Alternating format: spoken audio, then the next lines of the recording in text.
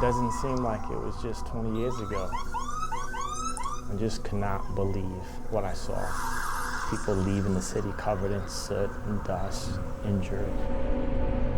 There are so many different things we each remember about 9/11, but Chuck Broadway remembers it all, especially the one thing cameras couldn't capture, the smell.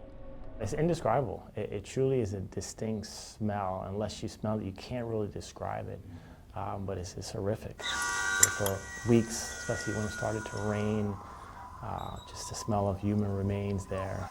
Then Detective Broadway spent much of that day directing traffic out of the city, trying to focus on the job at hand instead of the devastation that surrounded him.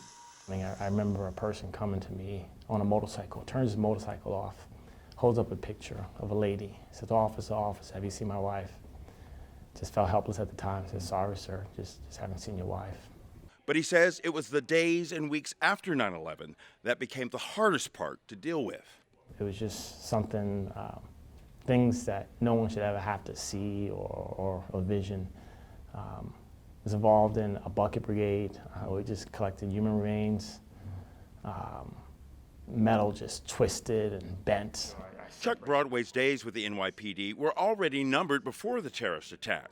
Later that year, he was planning to take a job policing in Gainesville to be closer to his family. Now, it would take an extra year before that move happened thanks to 9/11, but it eventually led him to become police chief in Claremont, a job he says 9/11 helped prepare him for by making him the kind of cop he is today. I think it's all about a legacy and appreciating every single day I wake up. Do you think you're a better cop because of 9/11? Absolutely. I believe I'm a better person because of 9/11. Now, there's a lot Chief Broadway and many others had to leave behind 20 years ago to move forward. But there's one piece of New York that stays with him, and it's not just in his heart. What's it mean to you to have a piece of New York, a piece of 9/11 that's here with you always? I think it's something that we will always remember and never forget our heroes and their heroic deeds. A constant reminder of just how much we lost 20 years ago, but also just how much we have to be thankful for. In Claremont, Trevor Pettiford, Spectrum News.